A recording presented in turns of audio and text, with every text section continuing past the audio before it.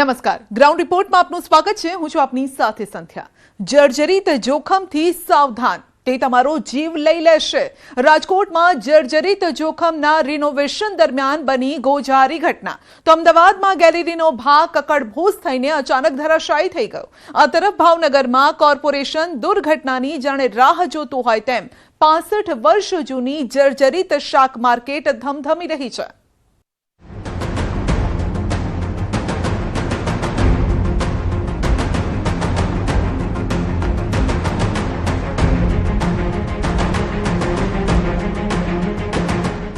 ગોંડલમાં 2 માળનું મકાન ધરાશાયી। અમદાવાદમાં ફ્લેટની ગેલેરીનો ભાગ તૂટ્યો। ભાવનગરમાં પડું થતી શાક માર્કેટની ઇમારત। છેલ્લા 24 કલાકમાં રાજ્યમાં એક પછી એક એવી દુર્ઘટના થઈ જેના કારણે જિંદગી જોખમમાં આવી ગઈ। ગોંડલમાં 2 માળનું મકાન ધરાશાયી થઈ ગયું। અમદાવાદમાં બાલ્કનીનો એક ભાગ તૂટ્યો। ભાવનગરમાં જર્જરિત શાક માર્કેટ જિંદગી માટે જોખમ બની ગયું। શહેર કેટલા જર્જરિત જોખમ, માથે ભમતા મોતથી સાવધાન। ગોંડલના સજાનંદનગર ગરબી ચોક પાસે કાટમાળમાં જિંદગીઓની શોધ થઈ રહી છે। ફાયર બ્રિગેડ દ્વારા દિલધડક રેસ્ક્યુ ઓપરેશન થઈ રહ્યું છે, જેથી કાટમાળ નીચે દબાયેલી જિંદગીઓને સહી સલામત રીતે બહાર કાઢી શકાય। સવારે 7 વાગે રિનોવેશન દરમિયાન આ 2 માળનું બિલ્ડિંગ ધરાશાયી થયું, જેમાં પતિ પત્ની અને વૃદ્ધ માતા દટાયા હતા। ઘટનાની જાણ થતાં ફાયર બ્રિગેડ ઘટના સ્થળે પહોંચ્યો।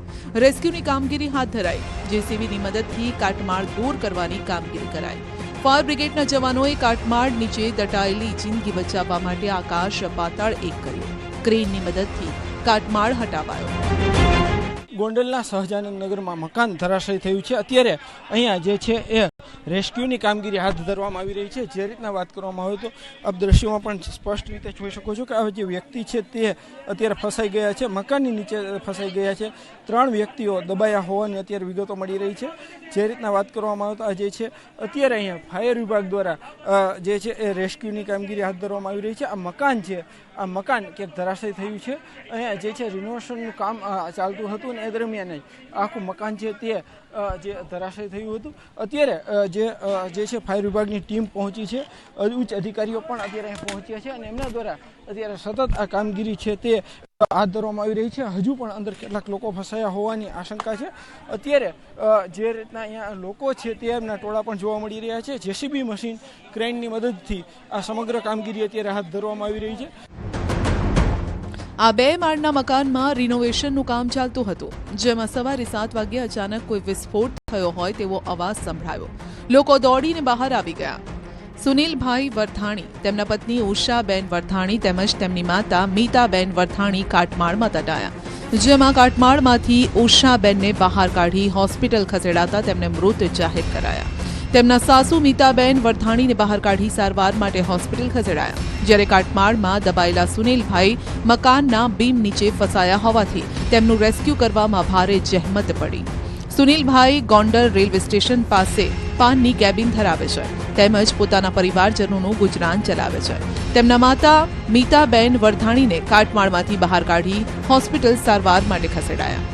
સદનસીબે મીતાબેન નામના વૃદ્ધાને ગંભીર ઈજા પહોંચી ન હોવાનું સામે આવ્યું। આજ સવારના 8:30 વાગ્યાની બાજુ અમને ગોંડલ નગરપાલિકાની ફાયરની ટીમને કોલ મળ્યો હતો।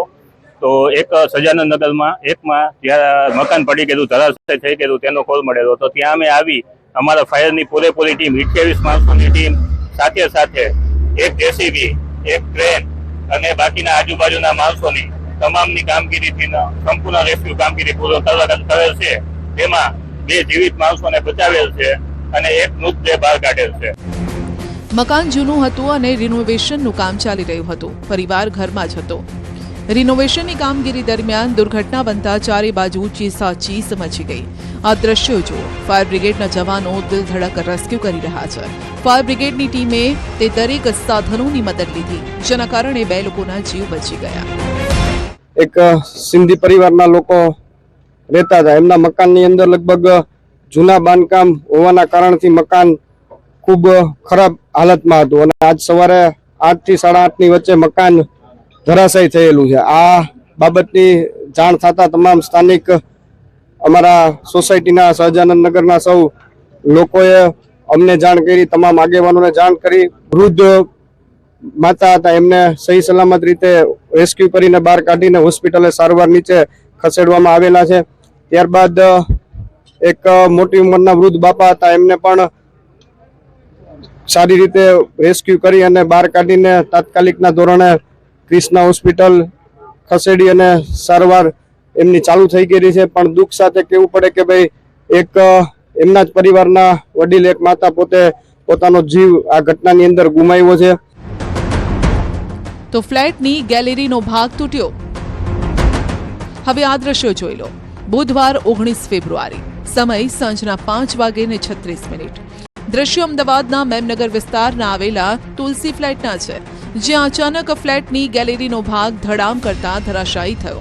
ફ્લેટની ગેલેરીનો ભાગ તૂટી પડવાનો અવાજ સંભળાતા જ આસપાસના લોકો તુરંત દોડી આવ્યા. નીચે એક વાહન પડ્યું હતું, તેનો ખુરદો બોલી ગયો. ગેલેરીનો ભાગ તૂટી પડતા હિંચકો હવામાં જ જાણે લટકી ગયો. ગેલેરી તૂટી પડતા ફાયર બ્રિગેડને જાણ કરાઈ. ફાયર બ્રિગેડની ટીમે કાટમાળ ખસેડ્યો. આ દુર્ઘટનામાં એક વ્યક્તિ ઇજાગ્રસ્ત થયો, જેને હોસ્પિટલમાં સારવાર માટે ખસેડવામાં આવ્યો. 65 વર્ષ જૂનું શાક માર્કેટ અત્યંત જર્જરિત. ભાવનગર કોર્પોરેશનને દુર્ઘટનાની રાહ. જ્યાં રોજ હજારો લોકોની અવરજવર છે, ત્યાં માથે ભમી રહ્યું છે મોત. છત પરથી પોપડા ખરી રહ્યા છે. દિવાલો જર્જરિત થઈ ગઈ છે. દિવાલોના સળિયા દેખાઈ રહ્યા છે. આ છે ભાવનગર કોર્પોરેશનની માલિકીનું 65 વર્ષ જૂનું ગંગાઝરિયા તળાવ મુખ્ય શાક માર્કેટ, જે એટલું જર્જરિત થઈ ગયું છે કે ગમે ત્યારે પડી શકે, મોટી દુર્ઘટના સર્જાઈ શકે. દરરોજ આ માર્કેટમાં હજારો લોકો શાકભાજી લેવા આવે છે. કેટલાય શાકભાજી વેચતા ફેરિયા અહીં બેસે છે. ચોમાસું આવે ત્યારે તંત્ર જર્જરિત બિલ્ડિંગોને નોટિસ આપી પ્રી મોન્સૂન કામગીરીનો દેખાડો કરે છે, પણ વાસ્તવિકતા એ છે કે ઘર આંગણે જ મોટી ખોટ છે. સવાલ થઈ રહ્યો છે કે કોઈ દુર્ઘટના ઘટી તો જવાબદાર કોણ? સરકાર બીજા પાસે અપેક્ષા રાખે છે, પણ કોર્પોરેશન સ્ટેટની વર્ષો પહેલાની જર્જરિત શાક માર્કેટ અનેક વાર રજૂઆત કરવા છતાં પણ ગમે ત્યારે ધરાશાયી થવાની છે છતાં આ કોર્પોરેશનના શાસકો અધિકારી નું પેટનું પાણી પણ હલતું નથી. શા માટે મને ખબર નથી પડતી કે આ બધા અકસ્માતને નોતરવા બેઠા છે. આમાંય ત્યાં શાકવાળીમાં હું માનું છું ત્યાં સુધી ઓછામાં ઓછા 150-200 તો વેપારીઓ છે, અને જ્યારે ગ્રાહકો આવે ખરીદવા ત્યારે કોઈ મોટો બનાવ બનશે તો એનો જવાબદાર કોણ? આટલી બધી રજૂઆત કરવા છતાં તમારો કઈ ફરક નથી પડતો. આ શાક માર્કેટ બિલ્ડિંગનું નવીનીકરણ થાય તેની માંગણી ઉઠી છે. શાક માર્કેટમાં દુર્ઘટના ઘટે અને મોટી જાનહાનિ થાય તે પૂર્વે વેપારીઓને અન્યત્ર વૈકલ્પિક શાક માર્કેટની વ્યવસ્થા ઊભી કરવા માટે ને તાત્કાલિક બિલ્ડિંગનું નવીનીકરણ થાય તે જરૂરી છે. હાલ કામ ચલાવ માટે શાક માર્કેટમાં છત પર રિપેરિંગ જરૂરી છે, કેમ કે અગાઉ અનેકવાર છતના પોપડા પડવાથી નાની મોટી દુર્ઘટના પણ સર્જાઈ ચૂકી છે. વર્ષોથી કોર્પોરેશન દ્વારા કાગળ પર તો પ્લાનિંગ કરવામાં આવે છે, પણ કોઈ નક્કર કામગીરી નથી થતી. ફરી એકવાર કોર્પોરેશનના અધિકારીઓએ નવીનીકરણનો રાગ આલાપ્યો. અમારા વિભાગને ભેગા કરી અને સ્ટડી કર્યો છે. એમાં જે પૂર્તતા કરવા જેવા મુદ્દા હતા એ પૂર્તતા માટે મેં મોકલ્યા છે. આગામી દિવસોમાં આ શાક માર્કેટ તેમજ અન્ય ભાવનગરમાં નવી શાક માર્કેટો બને એના માટેના અમારા પ્રયાસો છે. અને બાકીના જે જૂના બિલ્ડિંગો છે એમને પણ રિનોવેશન કરવું અથવા કયા મોડલ ઉપર જવું એ આખો સ્ટડી કરીને વિભાગને પરત મોકલ્યો છે, અને એ પરત પુનઃ દરખાસ્ત થશે. ત્યારબાદ એનો અમલીકરણ થશે. મુખ્યત્વે શાક માર્કેટની જ્યારે વાત કરી રહ્યા છીએ ત્યારે ભાવનગરની આ આપણી હાર્દ સમાન શાક માર્કેટ છે, અને ડીપીઆર તૈયાર કરવા માટે પણ સૂચનાઓ આપી છે. જે પૂર્તતા થાય તે દરમિયાન આટલા સમયમાં ડીપીઆર પણ તૈયાર અમે કરી રહ્યા છીએ. આગામી દિવસોમાં નવી શાક માર્કેટ થાય એવા હેતુ સાથે ભાવનગર મહાનગરપાલિકા અત્યારે કામ કરી રહ્યું છે. શહેર માથે ભમી રહ્યું છે મોત. ક્યાંક જર્જરિત ઇમારતો ધરાશાયી થતા દુર્ઘટના ઘટી તો ક્યાંક દુર્ઘટનાની રાહ જોવાઈ રહી છે. જર્જરિત ઇમારતોમાં ક્યાં સુધી આ રીતે જિંદગી દટાતી રહેશે? રાજ્યમાં ફરી લુખ્ખા તત્વોએ માથું ઉંચક્યું છે. આટલા વરઘોડા નીકળે છે ને છતાં પણ અસામાજિક તત્વોમાં પોલીસની ધાક જ નથી બેસતી. રાજ્યના અલગ અલગ વિસ્તારોમાંથી લુખ્ખાઓના આતંકની ફરી તસવીરો સામે આવી. પોલીસને તો આ લોકો પડકાર ફેંકી જ રહ્યા છે. લોકોને પણ શાંતિથી જીવવા નથી દેતા.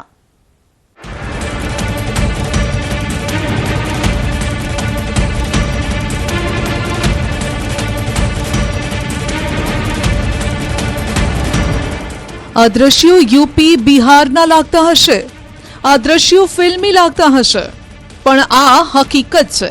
ગુજરાતની વરવી વાસ્તવિકતા છે જે સીસીટીવીમાં કેદ થઈ છે. જાણે અસામાજિક તત્વોનો અડ્ડો બન્યું છે ગુજરાત. અસામાજિક તત્વોના આટલા વરઘોડા નીકળ્યા, પણ અસામાજિક તત્વોમાં નથી બેઠો કોઈ ખૌફ.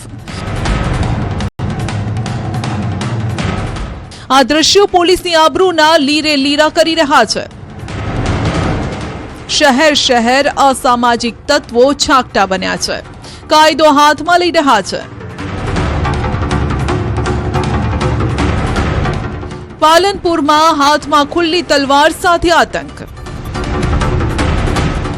રાજકોટમાં લોખંડની પાઇપ વડે હુમલો. પાટણમાં વેપારીને માર્યો ઢોર માર.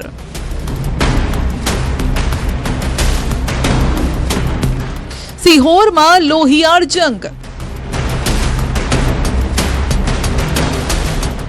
સુરતમાં અસામાજિક તત્વોએ હદ પાર કરી.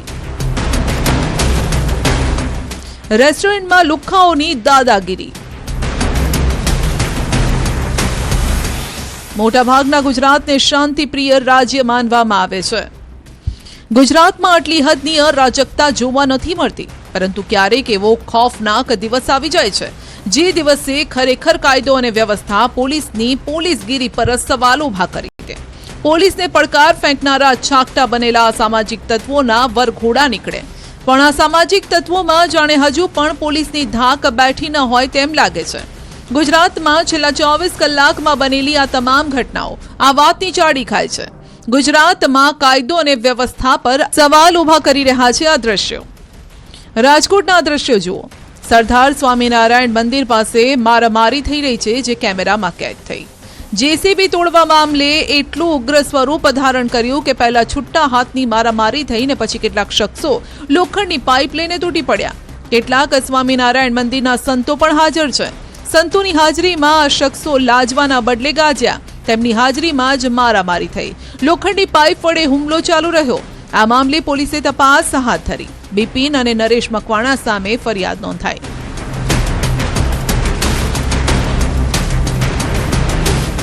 તો હવે જરા શિહોરના દ્રશ્યો જોઈ લો. જે શહેરમાં કાયદો અને વ્યવસ્થાની સ્થિતિ કેવી કથળી રહી છે તેના આ ચાડી ખાતા દ્રશ્યો છે. જાણે કે અસામાજિક તત્વોને પોલીસનો ડર ન હોય તેમ એક પછી એક બનાવો સામે આવ્યા. સિહોરમાં જાહેરમાં મારામારીની ઘટના સામે આવી. જૂની અદાવતને લઈ માથાકૂટ સર્જાતા 3 વ્યક્તિ વચ્ચે લોહિયાળ જંગ જામ્યો. ઘટના કંઈક એવી છે કે વૃંદાવન ઓટોમાં નોકરી કરતા મિલન ગોહિલ નામના યુવાનને થોડા દિવસો પહેલા સાગર ખમણ અને તેના ભાઈ સાથે માથાકૂટ થઈ હતી. દરમિયાન આજ રોજ આ બંને ભાઈઓ પુનઃ વૃંદાવન ઓટોમાં આવી ઝઘડો કરવા લાગ્યા. આ દરમિયાન મામલો મારામારી સુધી પહોંચ્યો. મિલન અને તેના ભાઈ પર સાગર તથા નયને પાઇપ વડે હુમલો કર્યો. ઈજાગ્રસ્તોને ભાવનગર સિટી હોસ્પિટલમાં સારવાર માટે ખસેડાયા. સિહોર વૃંદાવન હોન્ડા ચલાવી રહ્યો છું દાદાની વાવ પાસે. આજથી 11 તારીખે મારી સાથે પોતાની સાથે ઝઘડો બે ભાઈ નયનભાઈ ખમણ અને સાગરભાઈ ખમણ મારી સાથે ઝઘડો કર્યો હતો. એની દાજ રાખીને આજ મારા ભાઈ સાથે પણ ઝઘડો કરેલો છે અને પાઇપ ખેંચીને માથાકૂટ થયેલી છે. સામે બે પાર્ટીને વાગેલું છે. પહેલા દાદાગીરી કરી, દુકાનદાર પર હથિયારથી હુમલો કર્યો અને હવે હાથ જોડીને માફી માંગી રહ્યા છે. પાટણ ચાણસ્મા હાઈવે પર આવેલા પાર્લર પર લુખ્ખા તત્વોએ છરી અને ધારિયા વડે હુમલો કર્યો. પાર્લરના વેપારીએ દૂધના રૂપિયા માંગતા લુખ્ખા તત્વોએ દાદાગીરી કરી. જે વસ્તુ માંગીએ તે મફતમાં આપવી પડશે. નંબર પ્લેટ વગરની ગાડીમાં આવેલા 3 માથાભારે શખ્સોએ બાદમાં હથિયાર વડે હુમલો કર્યો.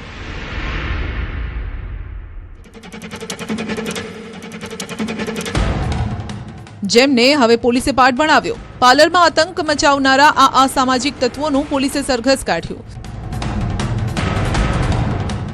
આતંક મચાવનારા આ લુખ્ખા તત્વોને કાયદાનું ભાન કરાવ્યું. આરોપી લોકો સામે બે હાથ જોડીને માફી માંગતા નજરે પડે છે. તો પાલનપુરના તાજપુરા પ્રકાશનગરમાં અસામાજિક તત્વો બેફામ બન્યા. અહીં એક યુવક હાથમાં ખુલ્લી તલવાર સાથે પાર્લરમાં ધસી આવ્યો. પાર્લરમાં તલવારના ઘા મારતા દુકાનદાર ભયભીત થયો. સ્થાનિકોમાં પણ ભયનો માહોલ છવાયો. પાલનપુરમાં અસામાજિક તત્વો જાણે પોલીસને પડકાર ફેંકી રહ્યા છે. હાથમાં તલવાર લઈને પસાર થતો આ શખ્સ સીસીટીવીમાં કેદ થયો.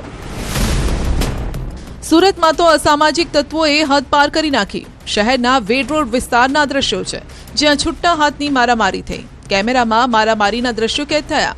રાત્રે 3 વાગ્યાની આસપાસ બનેલી મારામારીની આ ઘટના છે, જેનો વિડીયો સામે આવ્યો. કેટલાક પુરુષો મારામારી કરી રહ્યા છે, તો કેટલીક મહિલાઓ પણ અહીં નજરે પડે છે.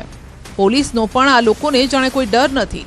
એક મહિલા પોલીસ કર્મીની હાજરી પણ ત્યાં જોવા મળી. છતાં પણ આ લોકો મારામારી કરે છે. મહિલા પોલીસ કર્મચારીએ પણ લોકોને મારામારી કરતા અટકાવવાનો પ્રયાસ કર્યો, પણ આ લોકોના માથે એવું જનૂન સવાર હતું કે તેમની વાત પણ આ લોકોએ ન સાંભળી. સુરતના ડિંડોલીના દ્રશ્યો જો, જે પણ સાક્ષી પૂરી રહ્યા છે કે અસામાજિક તત્વો સુરતમાં કેટલા છાકટા બન્યા છે. નાની અમથી વાતમાં પણ તેઓ કાયદો હાથમાં લઈ રહ્યા છે. રેસ્ટોરન્ટમાં ગ્રેવી બાબતે કેટલાક અસામાજિક તત્વોએ માલિક અને કારીગરને ઢોર માર માર્યો. હાથમાં જારો લઈને ફિલ્મી ઢબે અસામાજિક તત્વો તૂટી પડ્યા. રેસ્ટોરન્ટના ગેટ પાસે અને રેસ્ટોરન્ટની અંદર અસામાજિક તત્વોએ રિસ્સનો આતંક મચાવ્યો. પોલીસે સીસીટીવી ફૂટેજના આધારે તપાસ હાથ ધરી. તો જાહેરમાં મારામારી, નાની નાની વાતોમાં કાયદો હાથમાં લેવો, જાણે અસામાજિક તત્વો પોલીસને પડકાર ફેંકી રહ્યા છે. જાણે કહી રહ્યા હોય કે ભલે ગમે તેટલા સરઘસ નીકળે, પરંતુ તેઓને તો કોઈનો ડર નથી. શહેર શહેર આવા જ આતંકના દ્રશ્યો સામે આવી રહ્યા છે. ગુજરાતના કાયદો અને વ્યવસ્થા પર ગંભીર સવાલ ઉભા કરી રહ્યા છે. પોલીસે આવા તત્વો વિરુદ્ધ ઉદાહરણ બેસે તેવી કાર્યવાહી કરવી જોઈએ, જેથી ગુજરાતમાં કોઈ કાયદો હાથમાં લેવાનું વિચારે તો થરથર કાંપી ઉઠે. આંબા પર આ વર્ષે મબલક ફ્લાવરિંગ જોવા મળતા ખેડૂતો રાજીના રેડ થઈ ગયા હતા. પરંતુ આ મોર જોઈને હરખાયેલા ખેડૂતોને હવે પસ્તાવાનો વારો આવ્યો છે. હવે ખેડૂતોને લાખના 12,000 થવાનો ડર સતાવી રહ્યો છે. હવામાન ફરી એકવાર ખેડૂતોનું દુશ્મન બનતા આંબા પર રહેલું ફ્લાવરિંગ કાળું પડવા સાથે ફળ પણ ખરી રહ્યું છે, જે ન માત્ર ખેડૂતો પરંતુ કેરી રસિયાઓ માટે પણ ચિંતાજનક સમાચાર છે.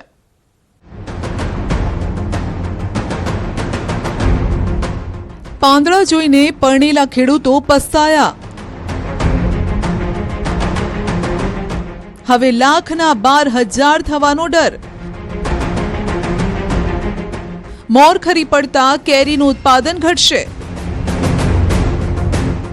થોડા દિવસો પહેલા આંબા પરના ફ્લાવરિંગ જોઈને નવસારીના ખેડૂતોમાં હરખ સમાતો ન હતો. આંબે મોર ઝૂલતા જોઈ ખેડૂતોના ચહેરા ખીલી ઉઠ્યા હતા. ખેડૂતો રાજીના રેડ થઈ ગયા હતા કે તેમને મબલક પાકની આશા બંધાઈ. પણ તેમની આ આશા પર બદલાયેલા હવામાને ફરી પાણી ફેરવી દીધું.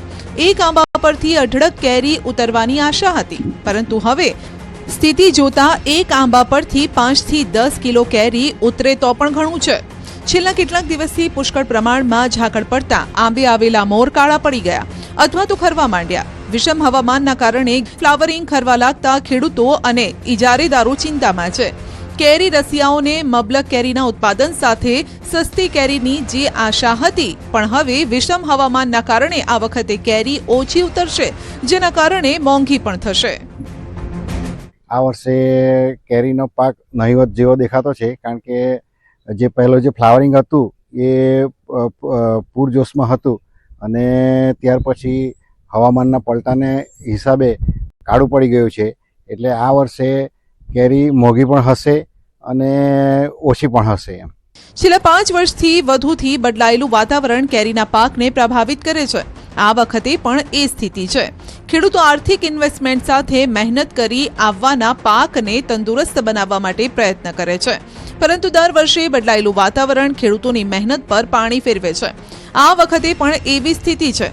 વિષમ હવામાનના કારણે કેરીમાં વિવિધ રોગોએ માથું ઉંચક્યું છે, એટલે ખેડૂતો માટે પાક બચાવવો મુશ્કેલ છે.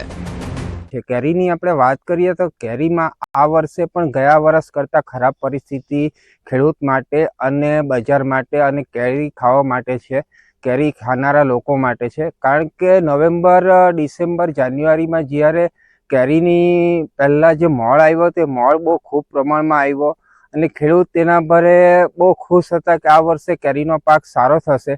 પરંતુ વાતાવરણે જે હવામાને જે પલટો લીધો અને કમોસમી વરસાદના લીધે તમે ખરેખર મારી સાથે જોઈ શકો છો કે મોળ કેટલો સુકાઈ ગયો અને કાળો થઈ ગયો છે. એટલે કેરીનું ઉત્પાદન આ વર્ષે નહિવત પ્રમાણમાં રહેશે. તો નવસારી જિલ્લાને બાગાયતી પાકનું નંદનવન કહેવાય છે. કેરી અને ચીકુ આ વિસ્તારની ઓળખ છે, ત્યારે બદલાયેલું વાતાવરણ આ વખતે પણ ખેડૂતોને રાતા પાણીએ રડાવી રહ્યું છે. મોર કાળા પડવાની સાથે ચૂસિયા પ્રકારની જીવાતોનો ઉપદ્રવ છે. કેરી સાથે ખેડૂતોની આજીવિકા જોડાયેલી છે, પણ મોર કાળા પડતા ખેડૂતોની સારી કમાણીની આશા ઠગારી નીવડે તેવી આશંકા છે. કૃષિ નિષ્ણાતો પાકને બચાવવા માટે સલાહ પણ આપી રહ્યા છે. હવામાન સાથે સંકળાયેલો ખૂબ જ સેન્સિટિવ એટલે કે ખૂબ જ કાળજી માંગી લે એવો પાક છે.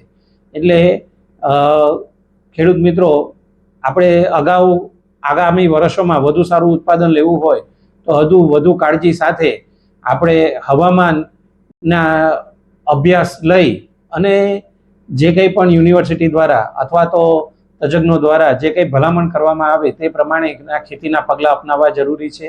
આપણા જે કંઈ પણ આઈટીકે એટલે કે આપણા બાપ દાદાના જે કંઈ નુકસાઓ છે અને જે એમનું નોલેજ છે એનો ઉપયોગ કરી અને જ્યારે વધુ પડતી ઠંડી હોય ત્યારે જો નાના ઘાસના એ બનાવી અને જો ધુમાડા કરવામાં આવે, જરૂર જણાય તો એક મર્યાદિત પિયત આપવામાં આવે તો પણ આપણે આ વાડીમાં આ બદલાતા જતા હવામાનમાંથી આપણે સારું ઉત્પાદન મેળવી શકાય. છેલ્લા 5 વર્ષથી બદલાતા હવામાનના કારણે કેરી પકવતા ખેડૂતોને લમણે હાથ મૂકીને રડવાનો વારો આવ્યો છે. દર વર્ષે ખેડૂતોને પાક ઓછો ઉતરતા કે ગુણવત્તા વગરનો ઉતરતા પૂરતા ભાવ નથી મળતા. ખેતીમાં પડતી આ વિકટ પરિસ્થિતિના કારણે નવી પેઢી પણ ખેતીનો વ્યવસાય કરવા માટે આગળ નથી આવતી. હવે આવી સ્થિતિ રહેશે તો ખેડૂતો કેવી રીતે ખેતી કરશે તે સવાલ છે.